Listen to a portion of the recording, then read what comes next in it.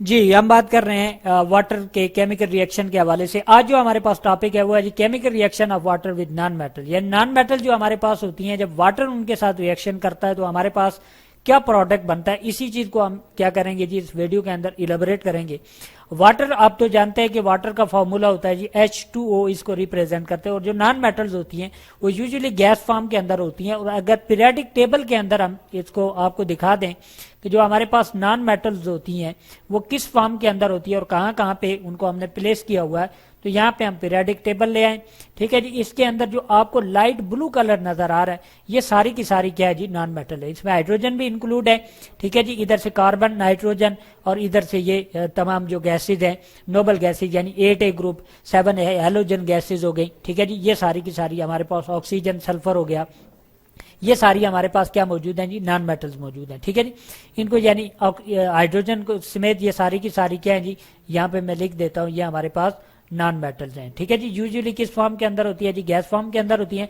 चंद एक जो है वो सॉलिड स्टेट के अंदर भी एग्जिस्ट करती हैं, जैसे कार्बन वगैरह हो गई हमारे पास। ठीक है जी, और इसी तरह से अब हम बात करेंगे कि इनमें से ही कोई मेटल हम चूज करेंगे, उसका रिएक्शन करवाएंगे किसके साथ जी, वाटर के साथ, और देखेंगे हमारे पास क्या रिजल्ट बनता है। यहाँ पे आप देखेंगे लेट्स सपोज जी हमारे पास एक कार्बन है। ठीक है जी, एक तो हमने ये चूज कर लिया, इसका रिएक्शन करवाएंगे किसके साथ, मेटल के साथ। इसी तरह हमारे पास क्लोरीन है, क्लोरीन भी क्या है, नॉन मेटल गैस है। ठीक है जी, एक हमने सॉलिड चूज कर लिया, एक हमने क्या काम कर लिया जी, गैस चूज कर ली। इन दोनों का रिएक्शन करवाते हैं वाटर के साथ, तो देखते हैं हमारे पास क्या प्रोडक्ट बनता है। ठीक है जी, नंबर 1 केस हमने क्या चूज किया जी, कार्बन चूज किया। ठीक है जी, कार्बन को C से रिप्रेजेंट करते हैं, प्लस H2O, वाटर के साथ इसका क्या करवाने जा रहे हैं जी, हम रिएक्शन करवाने जा रहे हैं। ठीक है जी, जब वाटर के साथ इसका रिएक्शन करवाएंगे तो याद रखें कि कार्बन चूंकि सॉलिड फॉर्म के अंदर एग्जिस्ट करती है। ठीक है जी, और इसको आप क्या काम करें जी, एक टेस्ट ट्यूब के अंदर ले लें या किसी जार के अंदर आप ले लें। ठीक है जी, और फिर क्या काम करें जी, इसके अंदर वाटर डाल दें जो कि लिक्विड फॉर्म के अंदर मौजूद है।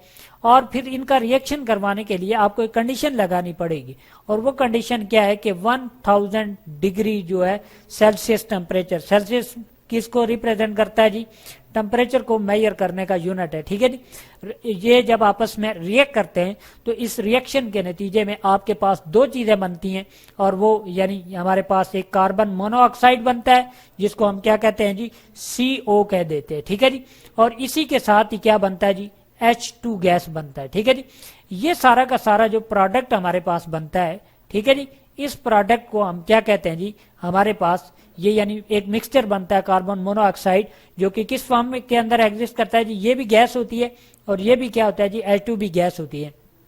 तो इस सबको मिलाकर अगर हम नाम दें तो इसी को क्या कहते हैं जी, वाटर गैस भी कहते हैं, यानी कार्बन मोनोऑक्साइड और हाइड्रोजन गैस। अब सवाल ये पैदा होता है कि ये किस तरह से ये रिएक्शन हुआ। तो इस रिएक्शन को समझने के लिए आप ये देखें कि हमारे पास कार्बन होता है। ठीक है जी, कार्बन का ताल्लुक कौन से ग्रुप से है जी, 4th ग्रुप से है। अब 4th ग्रुप के अंदर ऑलरेडी हमने बताया था +4 भी वैलेंसी होती है, +2 भी वैलेंसी होती है। दो किस्म की वैलेंसी जो है ये क्या करता है जी, शो करता है। ठीक है जी, तो यहाँ पे कार्बन कौन सी वैलेंसी शो करेगा, +2, क्योंकि उसके जो अपोजिट है जिसको यानी हमारे पास क्या जी, हाइड्रोजन 2 यहाँ पे और ऑक्सीजन है, तो ऑक्सीजन के साथ इसका रिएक्शन होगा, एक्सचेंज ऑफ वैलेंसीज होगा, ये वैलेंसी इसके नीचे। ठीक है जी, और ये वाली वैलेंसी इसके नीचे। ठीक है जी, तो ये हमारे पास क्या बन जाएगा, C-2, ठीक है जी, O+2, ये वैलेंसी एक दूसरे को कट कर देंगी तो ये हमारे पास क्या बन जाएगा, CO बन जाएगा। ठीक है जी, ये हमारे पास CO बन गया। और इसी तरह से ये जो हाइड्रोजन है ये यानी इधर यहाँ H2 की फॉर्म में नीचे आकर ये इसके अंदर ऐड हो जाएगा, तो ये हमारे पास प्रोडक्ट बन गया CO+H2। ठीक है जी, इसके ऊपर अब law of conservation of mass को रखते हैं जी, जितने हमारे पास एटम रिएक्टेंट वाली साइड पे, ये रिएक्टेंट वाली साइड है, उतनी प्रोडक्ट वाली साइड पे भी होने चाहिए। कार्बन कितना है जी, 1 है, यहाँ पे कितना है, 1 है। ऑक्सीजन कितना है, 1 है जी, यहाँ पे भी 1 है। हाइड्रोजन कितने हैं, यहाँ पे 2 है, यहाँ पे 2 है। इस मीन के law of conservation of mass यहाँ पे क्या हो रहा है जी, फॉलो हो रहा है। ठीक है जी, दूसरा केस हम स्टडी करते हैं। दूसरा केस हमने किसको रिप्रेजेंट किया था जी, हमने कहा था जी हमारे पास क्या चीज मौजूद है जी, क्लोरीन गैस मौजूद है। ठीक है जी, और क्लोरीन गैस चूंकि एटॉमिक फॉर्म में एग्जिस्ट नहीं कर सकती, कार्बन चूंकि सॉलिड फॉर्म में है, अकेला एग्जिस्ट कर सकता है, लिहाजा ये मॉलिक्यूलर फॉर्म में यानी ये एटॉमिक फॉर्म में, ये मॉलिक्यूलर फॉर्म में एग्जिस्ट करेगी। Cl2 लिख दिया, ठीक है जी। इसी का रिएक्शन करवाते जा रहे हैं जी हम किसके साथ, वाटर के साथ, जिसको हमने H2O लिख दिया, जो कि किस फॉर्म के अंदर है जी, लिक्विड फॉर्म के अंदर है।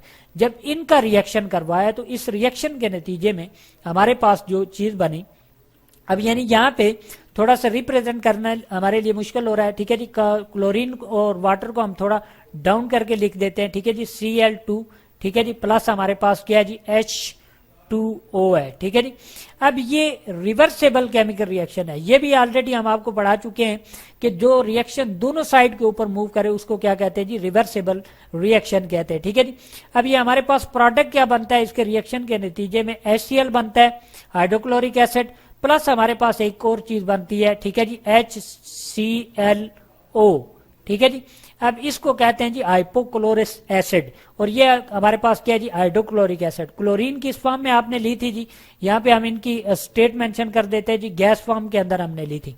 वाटर हमने किस फॉर्म के अंदर लिया था जी, लिक्विड फॉर्म के अंदर लिया था। HCl जो हमारे पास बना एक्वस फॉर्म, मीन इसके अंदर वाटर भी मौजूद है, और हाइपोक्लोरस भी जो है वो किस फॉर्म में, एक्वस फॉर्म में हमारे पास क्या है जी, मौजूद है। अब ये क्या है जी, रिवर्सेबल केमिकल रिएक्शन है, यानी जिस दोनों अतराफ के अंदर ये रिएक्शन क्या करेगा जी, मूव करेगा।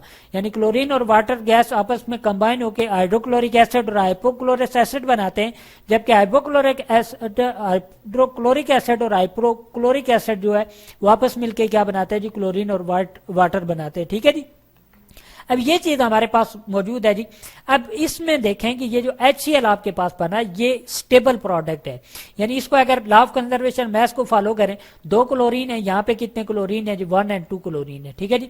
अगर आप हाइड्रोजन की बात करें, 2 हाइड्रोजन है, एक हाइड्रोजन यहाँ, एक हाइड्रोजन यहाँ, 2 हाइड्रोजन यहाँ पे मौजूद है। ऑक्सीजन की बात करें तो एक ऑक्सीजन यहाँ पे मौजूद है, एक यहाँ पे मौजूद है। इस मीन के ये भी जो केमिकल रिएक्शन है हमारे पास क्या है जी, बैलेंस है।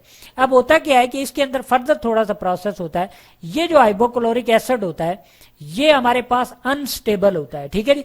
अनस्टेबल मीन कि ये फर्दर डिवीजन के अंदर जाता है और 2 प्रोडक्ट बनाता है, एक HCl बनाएगा जो कि स्टेबल प्रोडक्ट बनेगा, और एक यानी ये जो ऑक्सीजन है, ऑक्सीजन को लिबरेट कर देगा, जो कि किस फॉर्म के अंदर है जी, गैस फॉर्म के अंदर लिबरेट करेगा इसको, ठीक है जी। और ये एटॉमिक ऑक्सीजन है, आपको ऑलरेडी पढ़ाया था कि नेसेंट ऑक्सीजन या नेसेंट जो हाइड्रोजन होती है वो ज्यादा रिएक्टिव होती है, ठीक है जी। लिहाजा जो ही इसके साथ यानी एक और ऑक्सीजन जो है वो शामिल हो जाएगी, यानी इसको अगर मैं प्लस एक और ऑक्सीजन इसी तरह एटॉमिक ऑक्सीजन ले आऊं तो ये क्या काम करेगी, एकदम ऑक्सीजन के साथ रिएक्ट करेगी, और इस रिएक्शन के नतीजे में हमें क्या दे देगी, O2 का मॉलिक्यूल देगी, मॉलिक्यूलर ऑक्सीजन बन जाएगी।